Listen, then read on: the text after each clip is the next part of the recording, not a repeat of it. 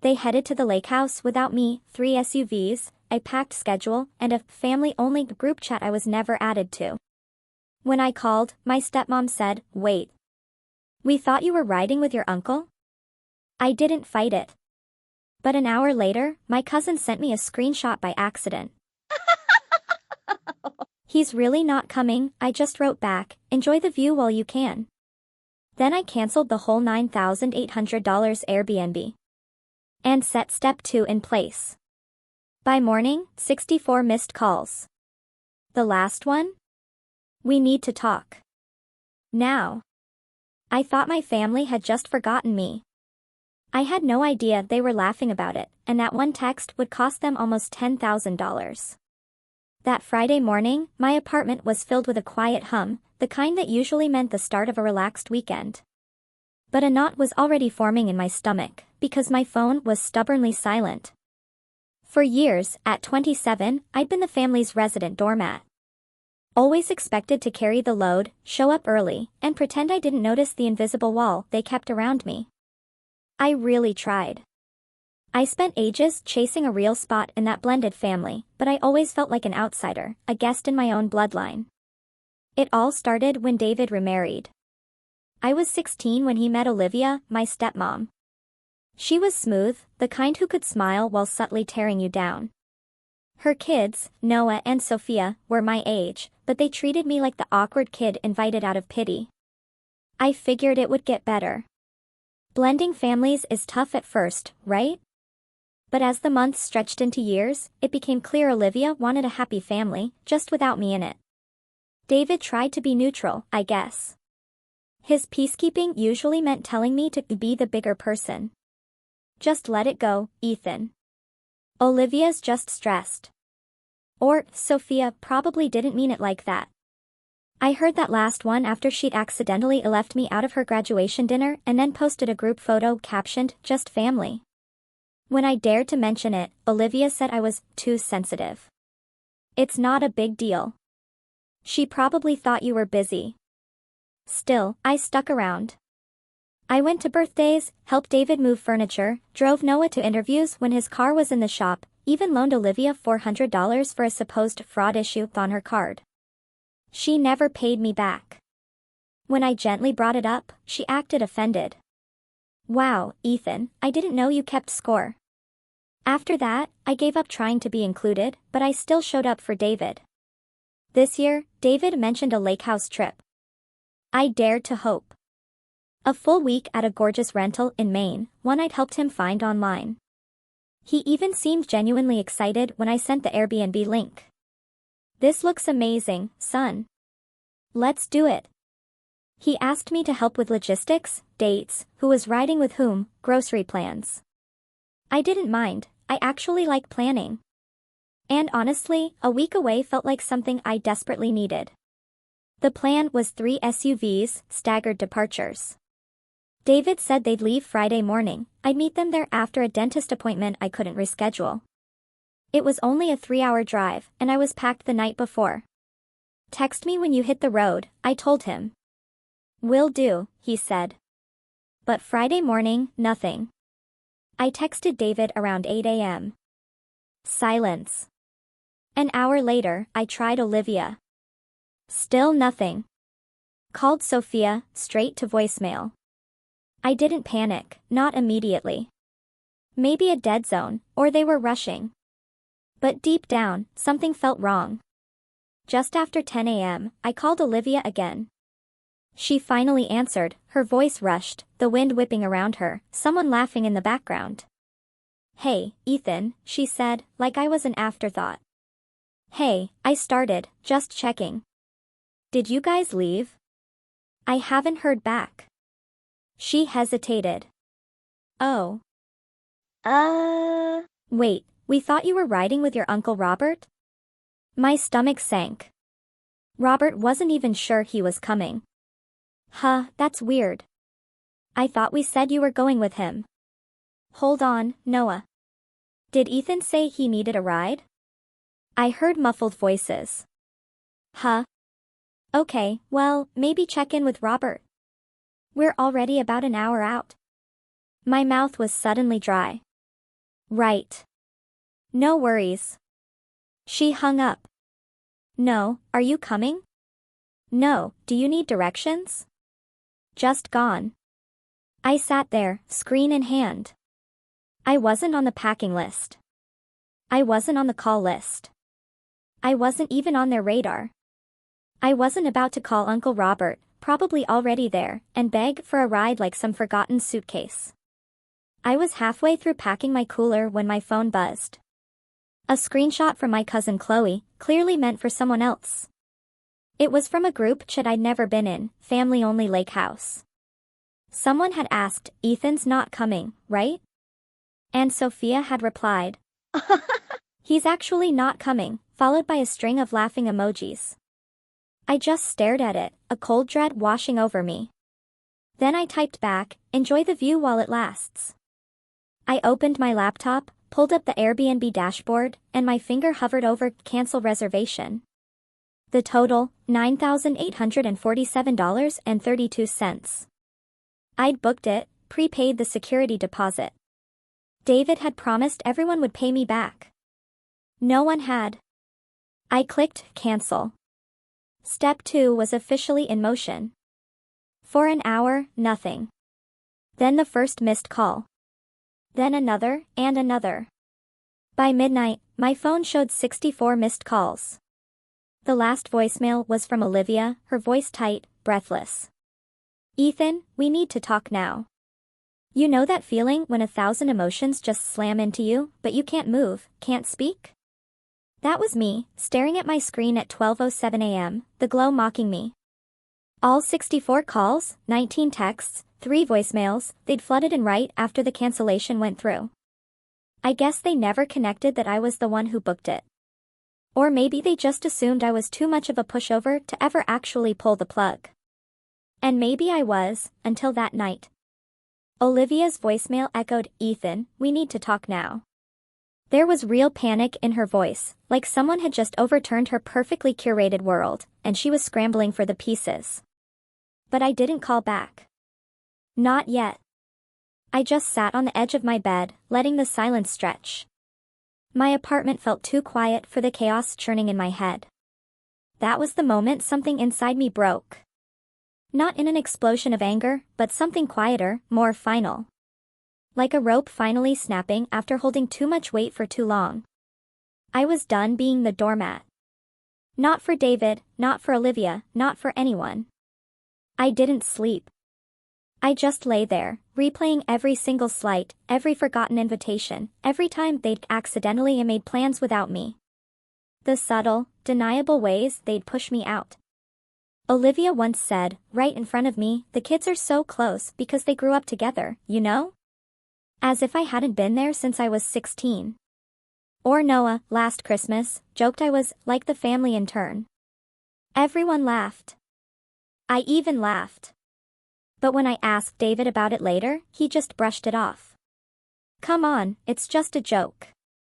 Then, when I stopped laughing, suddenly I was too serious. I didn't reply to a single message that night. The next morning, around 7 a.m., my phone buzzed.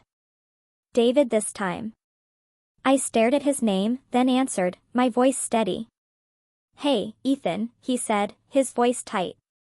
"What happened?" "The Airbnb's cancelled. Everyone's freaking out." Yeah. I cancelled it. A long silence. "Why would you do that?" I kept my voice even. "You mean, why would I cancel the $9,800 trip I organized, booked, and paid for, after being purposely excluded and laughed at by my own family?"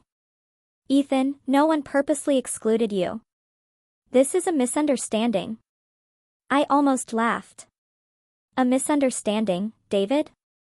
"Olivia told me I was supposed to ride with Uncle Robert, who wasn't even sure he was going. Then Sophia sent a group chat screenshot making fun of me. The chat I wasn't even in. Don't play dumb." "I didn't know about that," he said quickly.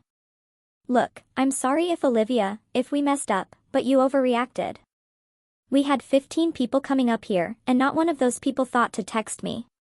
Another pause. Then, softer, "We're already here." The whole family. We've got food plans. This place was non-refundable, Ethan. That was nearly $10,000. No, it wasn't. It was refundable. You would have known that if any of you had even glanced at the confirmation email I sent 6 times. But no one did, because I don't matter unless you need something. That's not true, is it? A long silence. Look, he finally said, let's just talk in person. Drive up here. We'll figure it out. I'm not coming, I told him. You made that clear when you left me behind. Ethan, I have work to do. Hope the weather holds. I hung up. That afternoon, it was quiet again. Too quiet. But I wasn't truly alone. My cousin Chloe, the one who'd sent the screenshot, by mistake, texted again, intentionally this time. I didn't know they left you out like that. I swear I thought you were riding with Noah. I didn't answer right away. She followed up, you okay? That cracked the wall a little. Honestly, not really, but thanks. A few hours later, another text from her. Things are tense here. Olivia's losing her mind. Noah's saying it's your fault for being dramatic. Of course he was. Sophia was crying earlier. Something about the deposit being gone. Also, did you really send an email to Airbnb saying there were structural issues with the house? I didn't reply to that one. Let's just say the place wasn't exactly up to code, and I might have included a few concerns about water damage and pest activity in my cancellation request. Airbnb took it very seriously. I didn't lie. I just highlighted things the host had mentioned in the fine print. They really should have read it. But the real breaking point wasn't the voicemail, or the missed calls, or even being left behind. It came that night when David sent a single text, "Can we talk?" Olivia's really upset. She said you've been causing problems for a while now. I think you should apologize so we can move on. That one hit different. Apologize? After all these years of bending over backward to be part of their family? After swallowing every insult and brushing off every cold shoulder? I was the one who needed to apologize. That was when I finally saw it. David wasn't neutral. He never had been. He just didn't want to deal with the fallout of choosing sides. So, he chose silence. And silence always favors the aggressor. I thought about every single time I'd stood up for him. How I defended him after he and my mom divorced. How I stayed with him when everyone else told me to go with her. The weekends I spent helping remodel his basement. The awkward family gatherings I endured because he asked me to be there. Every single time I showed up for him, even when his new family made it crystal clear they didn't want me around. And now he wanted me to apologize. Something twisted in my chest. That was the moment I stopped seeing this as a misunderstanding. It wasn't miscommunication or bad timing. It was a pattern. A pattern I had allowed for too long. I opened my laptop and started a list. Not a revenge list, not yet, but a list of everything I'd helped this family with over the last 5 years. Expenses I'd covered, events I'd organized, emails I'd sent, reservations I'd booked, bills I'd paid. It was longer than I expected. $400 to Olivia for her card issue. $270 for Sophia's birthday dinner when her card randomly declined. $800 I spent hosting Thanksgiving 2 years ago because no one else had space. $2,000 for a jet ski rental last summer David promised we'd split. And the Lakehouse, $9,800 total. Not a single dollar paid back. I wasn't mad about the money. I was mad about what it represented. Every dollar was another inch I'd stretched myself, trying to prove I belonged. I was done stretching. Chloe texted again the next morning. So, Noah said you sent him a Venmo request for $2,600. I replied, that's his share for the Airbnb, jet ski, and last year's groceries. She sent a crying laughing emoji. You're a menace. Just thorough, I texted back. Noah didn't respond to the Venmo, but I never expected him to. I sent one to Sophia too. And to Olivia. I itemized everything. Then, I made a new plan. I wouldn't show my hand all at once. That would be too easy, too satisfying, too quick. No. I wanted them to feel what I had felt. The quiet exclusion, the sudden silences, the slow unraveling of certainty. I wanted them to wonder what was coming next. Because step 1 was canceling the Lakehouse. Step 2 was already in motion. And step 3. Let's just say it would change everything they thought they knew about me. I was done asking for a seat at their table. I was building my own, and it had locks. They say when it rains, it pours. But nobody tells you what to do when the clouds finally clear and you're left standing in the wreckage of everything you used to cling to. That's exactly how it felt the week after the Lakehouse disaster. Everyone else was scrambling to salvage their plans, and I was just alone. In my tiny apartment, scrolling through texts I couldn't bring myself to answer, pretending I didn't care. But I did. Way more than I wanted to admit. For 3 days, I didn't go to work. I ignored calls. I didn't even open the blinds. The lights stayed off, dishes piled up, and I watched old movies I didn't even like. My phone kept buzzing. With messages from David. Some were apologetic, some frustrated, some just tired. We should have communicated better. Olivia's upset. She didn't mean it that way. This family is falling apart. The irony wasn't lost on me. Falling apart. It was never whole. Not for me. Then came the worst message, from Olivia herself. Surprisingly calm, almost rehearsed. Ethan, we never wanted you to feel excluded. But you have to understand, sometimes you pull away first. It's hard to include someone who's always at arm's length.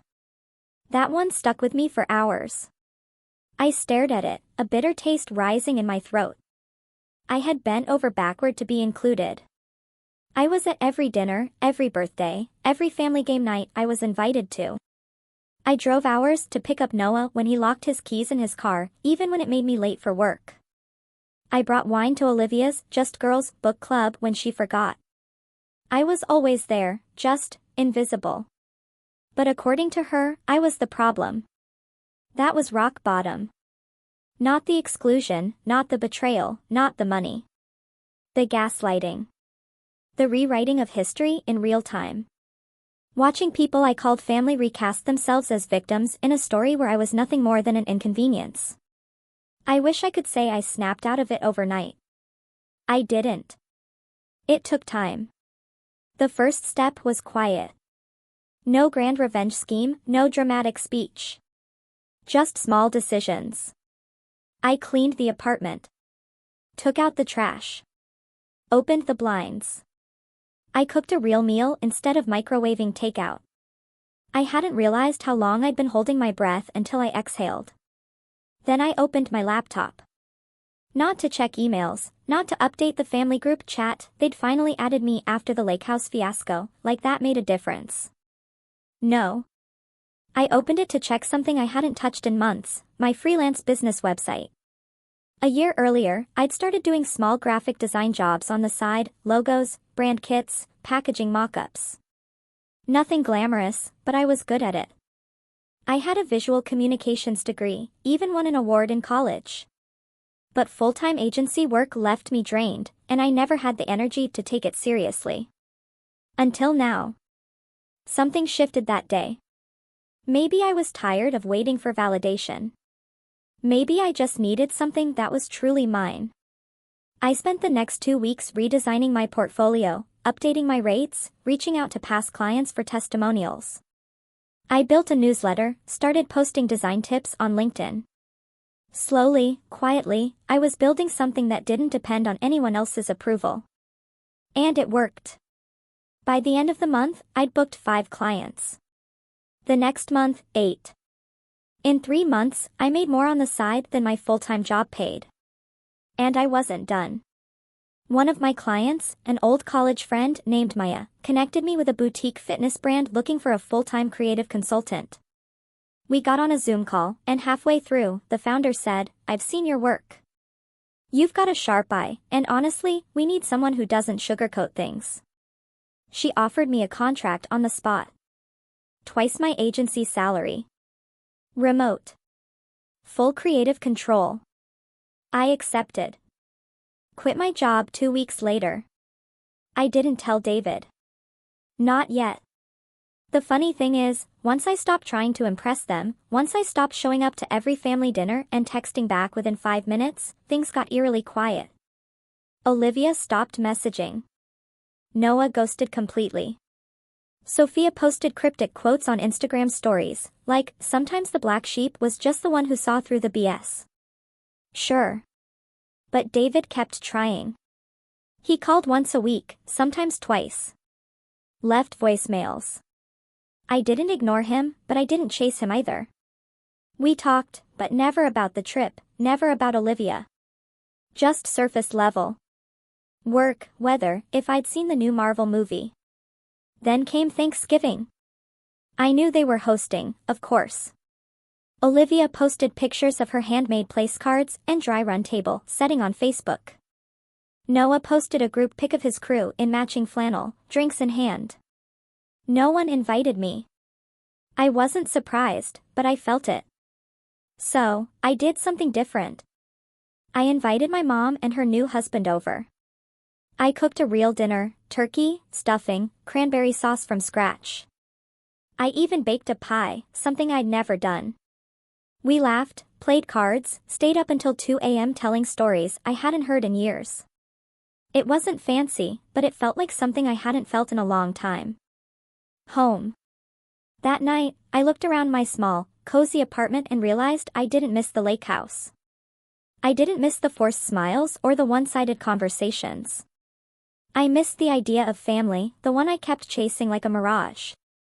And maybe I didn't have that with David anymore. Maybe I never really did. But I had it here, and I could build the rest. In December, something interesting happened.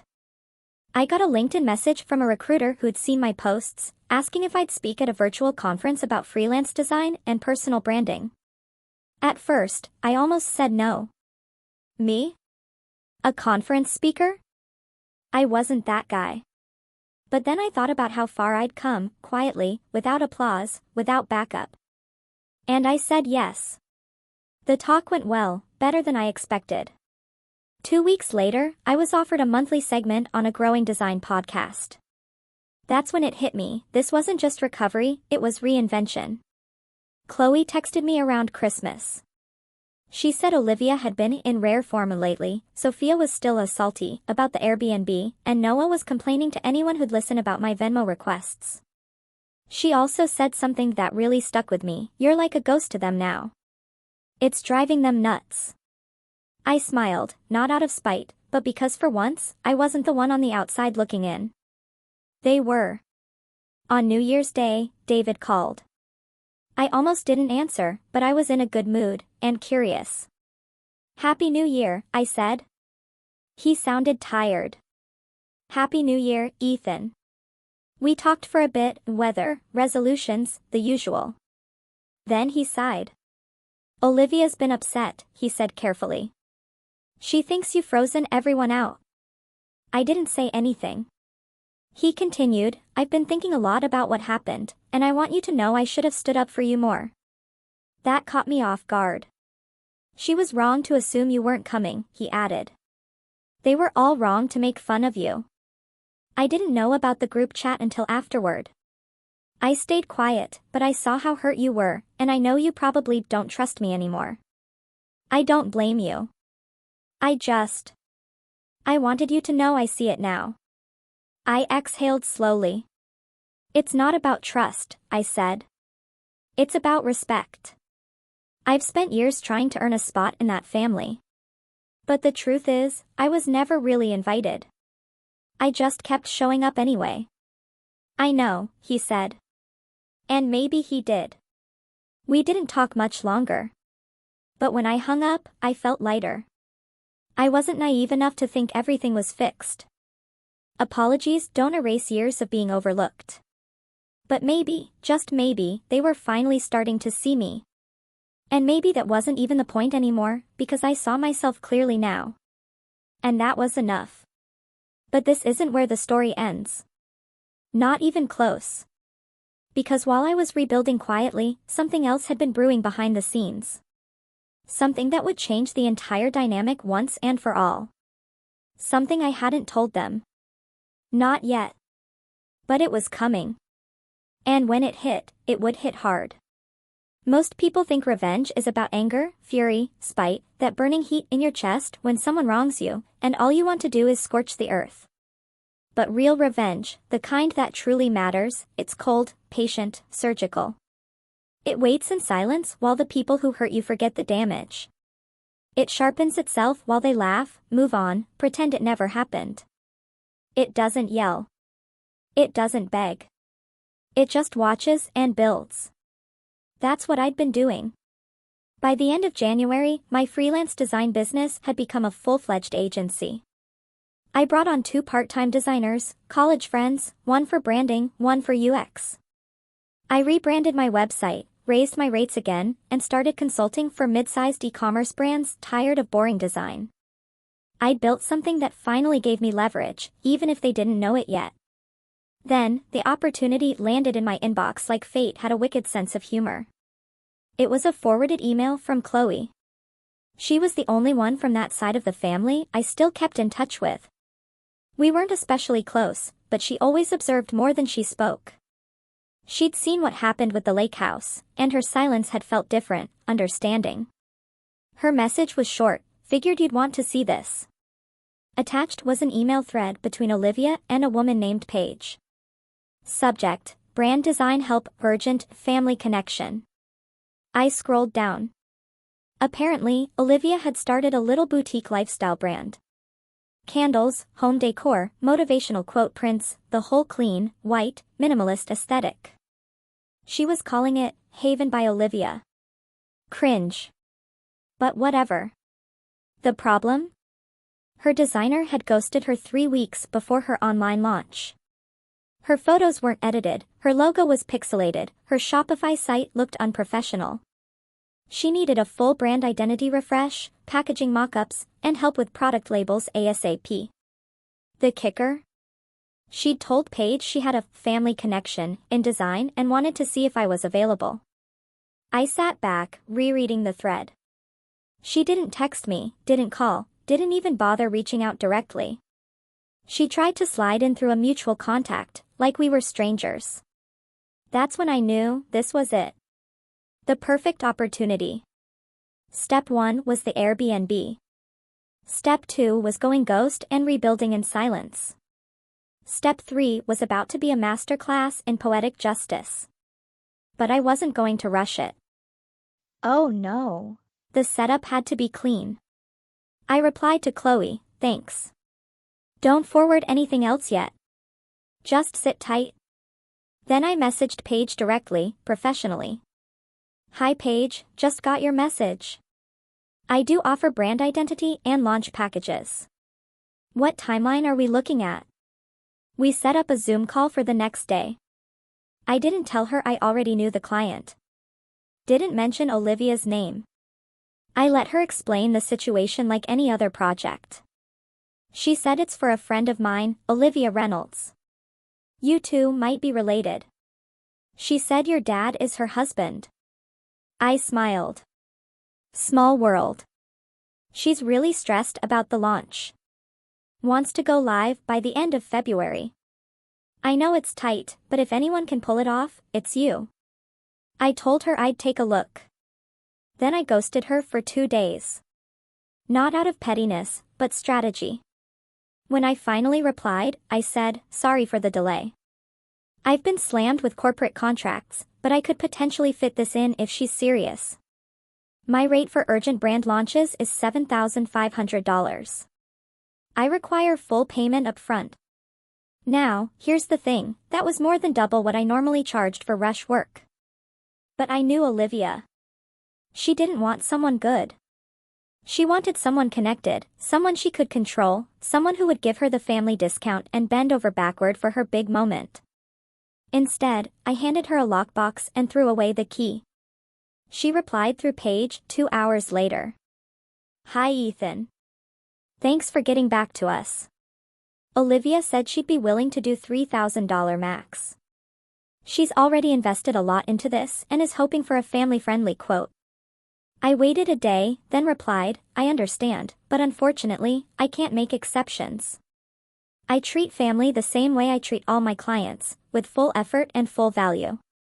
$7,500 or nothing. That was bait. And she took it. The next day, I got the first direct text from Olivia in over 3 months. Hey, Ethan, just wanted to touch base. Paige said you're available. I had no idea you were doing design full-time now. So proud of you. I stared at that message like it came from another planet. So proud of you.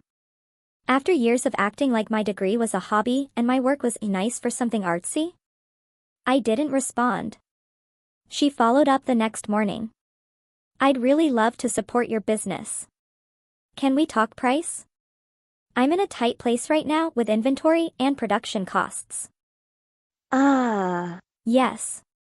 The soft manipulation stage. I replied, polite but firm, hey, Olivia, thanks for reaching out. As I mentioned to Paige, my flat rate for urgent launches is $7,500. Let me know if you'd like to proceed. She left me on read. I gave it 3 days. Then I texted Paige directly, hey, circling back one last time. If Olivia is passing on the offer, I'll be closing the calendar slot. An hour later, Paige wrote, she's in. $7,500.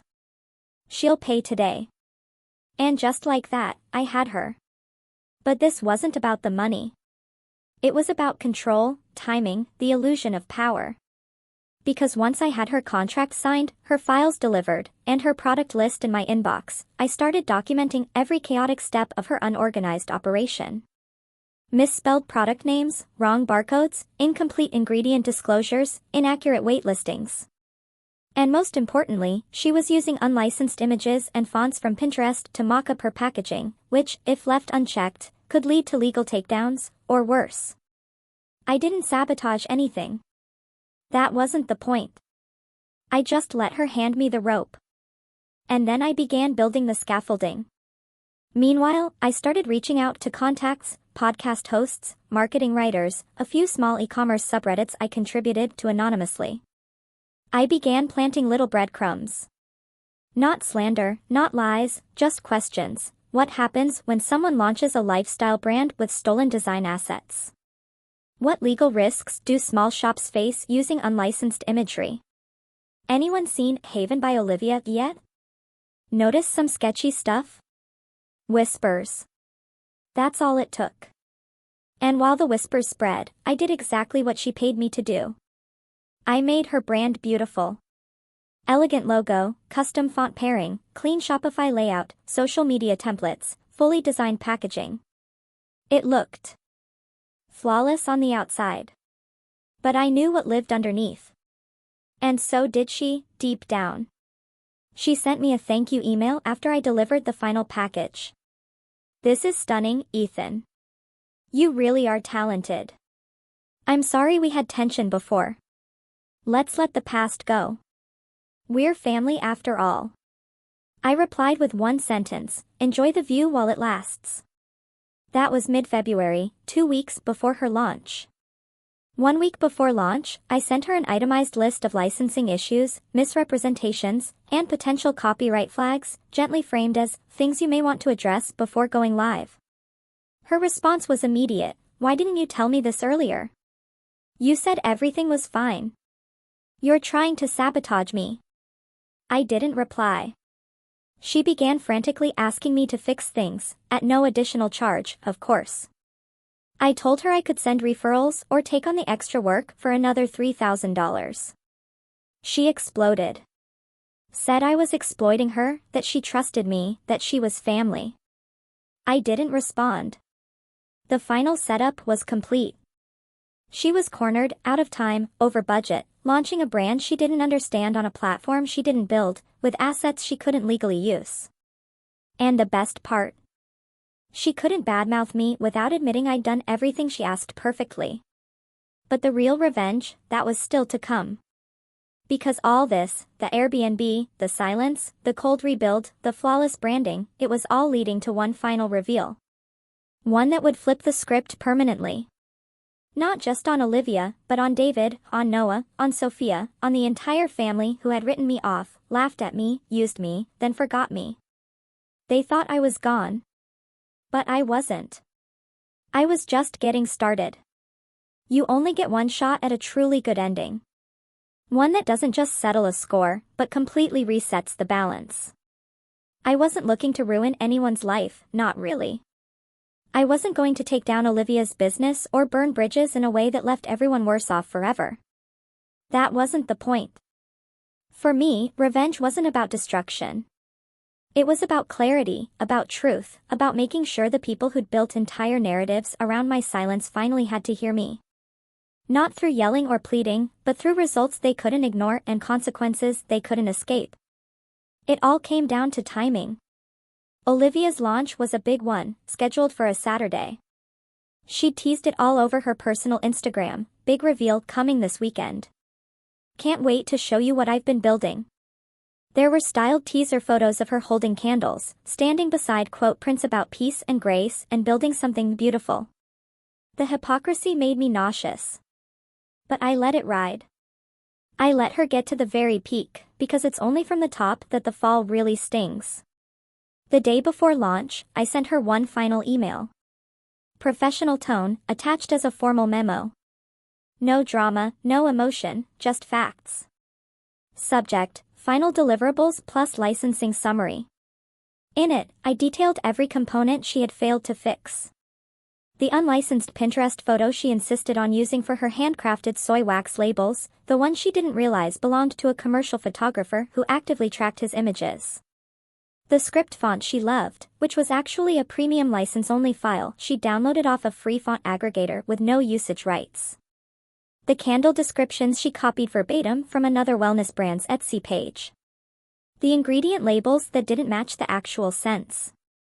Each item in the memo was listed with the asset, the original rights holder, the specific licensing infraction, the associated risk, copyright claim, takedown notice, trademark conflict, or FTC violation. At the end, I wrote, as your designer, I fulfilled the scope of work we agreed upon. I advised you multiple times about licensing risks and offered to provide solutions at additional cost. You declined. Please consider this my final communication regarding your launch. I will not be liable for any third-party claims or misuse of assets beyond this point. Sent at 9:02 a.m. At 10:17, she called me. I didn't answer. At 11 o'clock, I got a long email. Half panic, half guilt trip. Ethan, this isn't fair. You knew I was overwhelmed. I trusted you.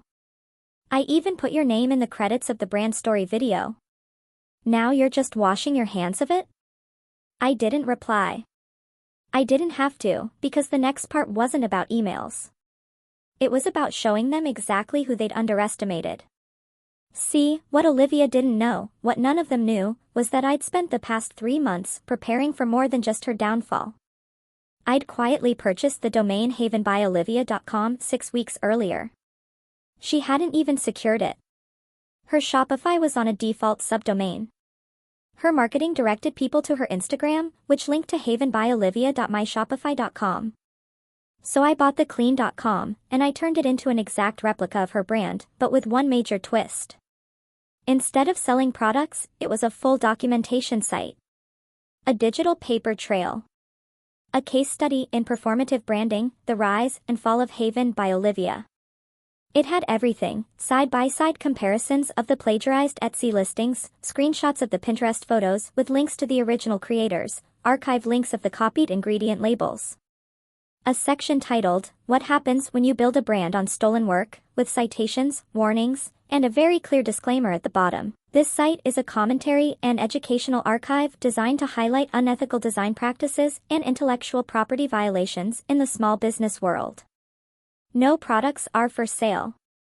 All trademarks belong to their rightful owners. It was airtight. Not cruel, not defamatory. Just true. And devastatingly public. By 2 p.m. On launch day, I posted the link on Reddit under my anonymous design education handle, the same one I'd used for months to drop free branding tips and copyright guides. The post title, When a Wellness Brand Isn't Well, a deep dive into Haven by Olivia. It hit 1,000 upvotes in 6 hours. By the end of the weekend, 3 small creators featured in the case study had commented, thanking me for the exposure and confirming they'd filed takedown requests. Olivia's Instagram went dark by Monday morning. Her Shopify site pulled offline. She posted one story that night, due to unforeseen technical issues, our launch has been postponed. Thank you for your patience. But she was spiraling, and not just professionally. Because here's where the fallout started to ripple outward into the family. Noah messaged me the day after the Reddit post exploded. Bro, what the hell did you do? I replied, clarified the truth. He tried to bluff, said I was being petty, said I'd cost Olivia thousands. I didn't reply. Sophia was subtler. She texted Chloe, do you think Ethan would take the site down if Olivia apologized? Chloe sent me the screenshot with a crying laughing emoji. She still doesn't get it. No, she didn't. But David did. 3 days later, he called me. No voicemail, just a quiet, heavy call. I answered. He didn't say anything at first. Then, you really did all this? Every word is true, I said. A long pause. I didn't know, he muttered. She said you were helping her. I did. And I delivered. What she did with the help, that's on her. She's humiliated. She should be. Silence. Then she blames me for not stopping you.